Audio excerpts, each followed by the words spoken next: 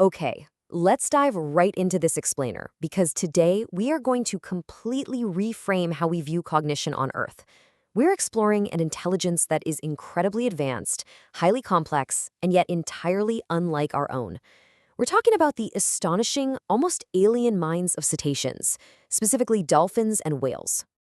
So, quick question for you. Which mammal actually holds the record for the most complex neocortex on the planet? You'd probably instinctively guess humans, right? I mean, we've built skyscrapers, we send probes to Mars. But this is where we have to instantly shatter our deepest biological biases.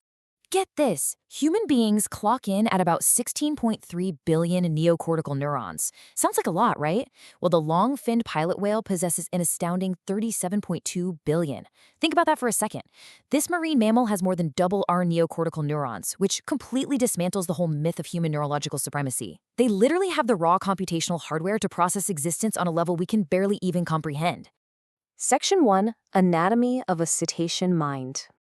When we observe the physical structure of the cetacean neocortex, the extreme folding in complexity, which neuroanatomists call gyrification, is just staggering. See, because they lack a specific cellular layer in their cortex, a trait known as agranular architecture, their brains evolved a completely divergent but highly efficient setup. All this intense folding lets them pack a massive surface area of neural tissue right into their skulls, creating what is essentially a biological supercomputer that easily rivals and often exceeds the primate brain. But hey, it's not just about raw size, it's about how the brain is wired. Unlike terrestrial mammals, cetacean brains feature a massively expanded paralimbic lobe. This functions as the primary engine for their intense emotional and social processing. While human brains are heavily oriented toward our frontal lobes for executive function, the cetacean brain is fundamentally wired for profound social emotional complexity, extreme self-control, and deep empathy. And the microscopic mechanism driving all that empathy? It relies on von Economo neurons, also known as spindle cells. We actually have these too. In humans, they're heavily linked to social awareness, intuition, and gut feelings. But in whales and dolphins, these specialized cells are densely clustered all throughout their cortex to facilitate rapid, incredibly complex emotional processing across their massive brain hemispheres. It is literally the biological wiring for a highly sensitive social species. Now, you might be wondering, running a supercomputer brain underwater presents a pretty massive logistical hurdle, right? Namely, breathing. To avoid drowning, cetaceans evolved something called unihemispheric sleep. While our sleep requires full brain unconsciousness, cetaceans literally keep half their brain awake and vigilant, controlling their voluntary breathing and keeping an eye out for predators, while the other half enters a deep, restorative sleep state. It's brilliant. Section 2. Seeing in 3D sound.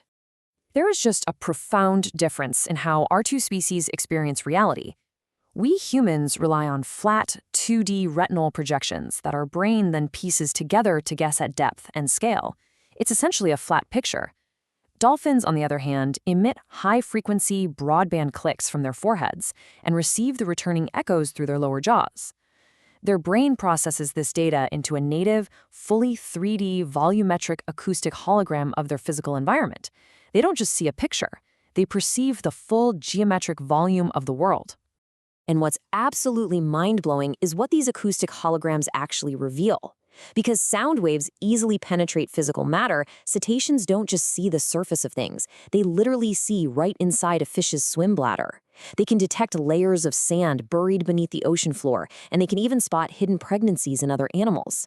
Plus, by acoustically reading the fine respiration patterns of other dolphins, they can directly sense their emotional states. They quite literally see how you feel. Section 3. The deep social network. Living in this transparent world allows them to literally share their visions.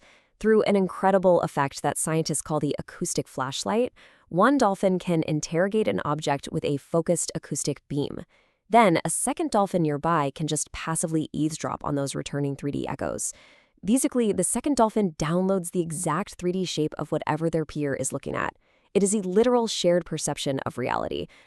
This shared perception, combined with that intense paralimbic empathy we talked about, enables bottlenose dolphins to form complex alliances of alliances. They execute highly coordinated cooperative roles and hunting strategies, constantly switching sides depending on the social context. This level of synchronized, large-scale societal networking, it's exceptionally rare outside of human civilization.